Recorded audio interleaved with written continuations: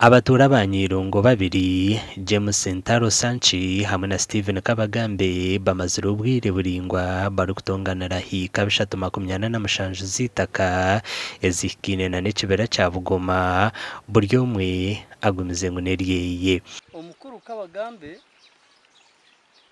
twagura itaka n'umwami rurari twasiyo bwire twagura hika 10 twabagana n'umukazi we na nyina Zara na nushije ngomro twayije twabagana itakiri konka ubuna kubashika bamuze bakoraki bagenda bargo umwanyo icyabahira umwanyo niki twatwina mabahekera bargamo bagenda konka nyiwe nagumisiriza naguma hitakeri no kwisteri izoba na buri kimwe cyo kimpikireho nkishanga Kabagamba no kuntahiriza buna nareba ngo kayi namani make ekira murakibaki NFA ine mitano yayi bareto musavya government byemere baroreki ekiki enshonga zabo bazishikiza umujecerwa wa president omuri district ya KIKUUBE Amurani Tumusime nukwe okubuza abatura bakagira ngo bamanya kwitaka n'irya Sanchi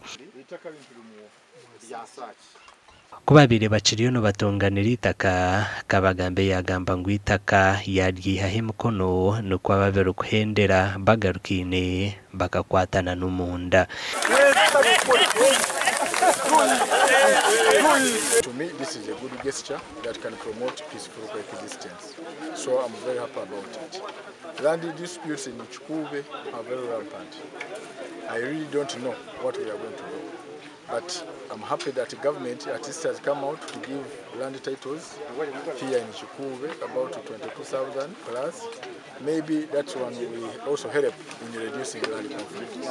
Itaka niryo rumwe abishitongore chevera omwihanga echa National Forest Authority NFA bakarabya mu bikondo ebarkoreka kune ryabo ecyo kumanyisa ngo hoyu mashuga limited eyatunjire rizi yo bukama bwa bunyoro nayo neza kutandika ku rutonganira NFA na yiti NFA obe na leta bikondo bya NFA obe na leta umuhinde obe na twarira itaka hatugu byarugaho icyo kikonjo bucyaragaho nawo NFA dine shonga NFA ne koma hari munonga ateri nitaka ry'abataka twakirizana ngo nibize kurugamo akuba bamanyage ngo itaka niryange na RDC yakyetegereza yakimanya n'eshongo ho zarigire yo yabyetegereza yamanye ngo waretse n'umupira zezo ni Kabagambe na Charles Amurani Tumusime or RDC wa KIKUUBE yagamba ngo aba NFA nubo bacirize yo kwinegyeza entaro z'amataka. Some of them are not honest. You know, they use that word NFA to cover up so many other things. Like now, why would you come and put pillars in someone's land and then you claim it is NFA land? Why don't you respect also the community? Why don't you listen to them? Why don't you believe in the LOC systems?